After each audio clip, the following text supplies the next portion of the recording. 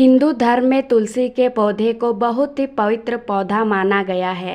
इस पौधे में साक्षात भगवान विष्णु और माता लक्ष्मी का वास होता है। भगवान विष्णु तुलसी पत्र के बिना किसी भी प्रकार का भोजन स्वीकार नहीं करते। तुलसी को विष्णु प्रिया भी कहा जाता है। इसीलिए जो मनुष्य तुलसी की पूजा करता है वह कभी दरिद्र नहीं रहता, उसकी कभी दुर्गति नहीं होती। ऐसा मनुष्य घोर पाप करने पर भी नरक में नहीं जाता है। मात्र जल देने से क्या फल मिलता है, आइए जानते हैं इस महान कथा के माध्यम से। एक बार देवी सत्यभामा भगवान श्री कृष्ण से पूछती है, हे स्वामी, आप तो तीनों लोकों के स्वामी हैं, फिर भी आप इस तुलसी को पूजा क्यों करते हैं? इसे नित्य जल क्यों चढ़ाते हैं? मैं इस पौधे को जल चढ़ाने का महत्व जानना चाहती हूँ। तब भगवान श्री कृष्ण कहते हैं, हे देवी सत्यभामा, तुलसी साक्षात लक्ष्मी का ही रूप है। इसकी नित्य पूजा करने से करोड़ों फायदे हैं। जल चढ़ाने मात्र से ही मनुष्य के सारे पाप नष्ट हो जाते हैं। तुलसी का महत्व बताने से पहले मैं तुम्हें एक अत्यंत महत्वपूर्ण कथा सुनाता हूँ। इस कथा के माध्यम से तुम्हें तुम्हारे सारे प्रश्नों के उत्तर मिल जाएंगे, इसीलिए तुम इस कथा को ध्यान से सुनो। श्री कृष्ण कहते हैं, हे देवी सत्यभामा, जो भी इस कथा को केवल श्रवण कर लेता है उसे 100 वर्षों तक तुलसी को जल देने का फल प्राप्त होता है। देवी सत्यभामा कहती है, हे प्रभु, मैं इस कथा को अवश्य सुनना चाहती हूँ। आप मुझे वह कथा सुनाइए, मैं इसे ध्यान से सुनूंगी। तब भगवान श्री कृष्ण तुलसी को जल देने का कथा सुनाते हैं।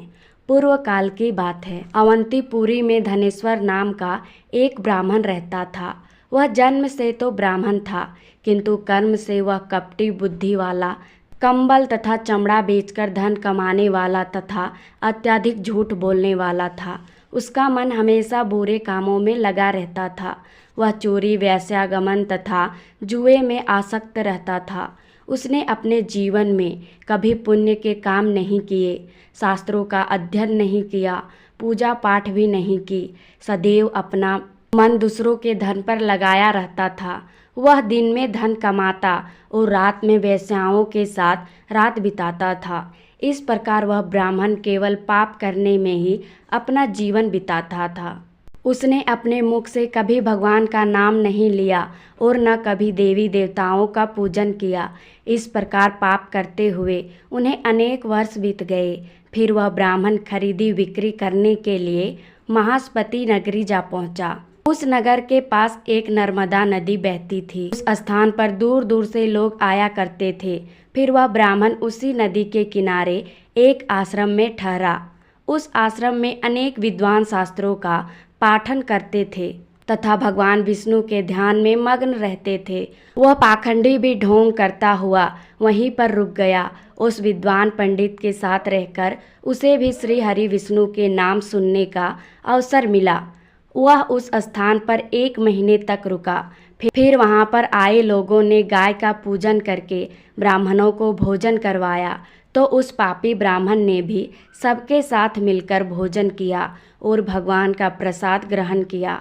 वहीं पर एक आश्रम में एक तुलसी का पौधा था। वह पंडित जाने अनजाने में उस तुलसी के पौधे में पानी डालता था। उसके मन में कोई विचार नहीं था कि वह क्या कर रहा है। वह रोज सुबह उठकर पात्र में पानी डालकर तुलसी में डालता रहता था। फिर एक दिन वह उस आश्रम में सोया हुआ था और एक सर्प आया और उसे नींद में ही काट लिया। उस पापी ब्राह्मण की नींद में ही मृत्यु हो गई। सुबह जब अन्य ब्राह्मणों ने उसे देखा तो उसके मुंह में तुलसी का पत्र और तुलसी का पानी डाल दिया।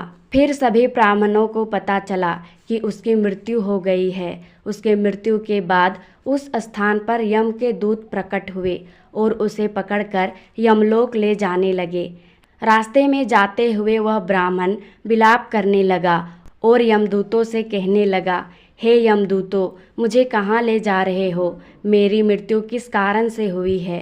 तब यमदूत कहने लगे, अरे दुष्ट ब्राह्मण, तुमने जन्म से लेकर मृत्यु तक बहुत पाप किए हैं।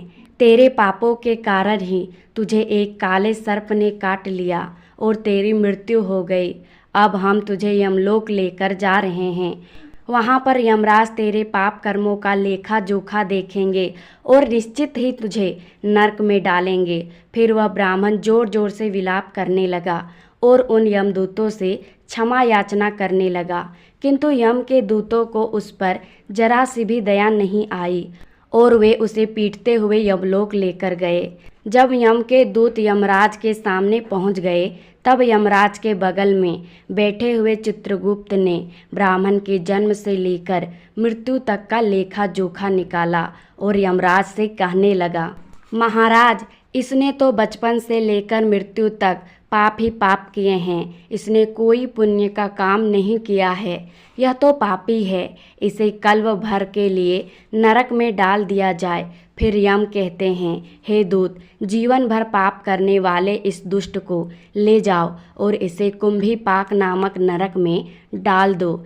यमराज के आज्ञा से वे दूत उसे लेकर हंसते हुए चले गए और उसे पीटने लगे, जिससे उस ब्राह्मण का मस्तक टूट गया और वे कुंभीपाक नामक नरक में ले गए। उस नरक में खोलते हुए बड़े बड़े घड़ों में तेल थे। उसके नीचे भयंकर अग्नि धधक रही थी। फिर यमराज ने ब्राह्मण को उस खोलते हुए तेल में डाल दिया।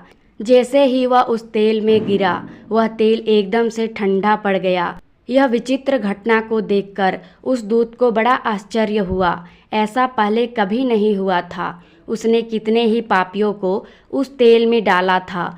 वे सभी खौलते तेल में जाकर छटपटाने लगते थे, लेकिन जैसे ही वह ब्राह्मण गया, वह तेल शीतल और शांत हो गया। इस आश्चर्य को देखकर वह दूत दौड़ता हुआ यम के पास गया।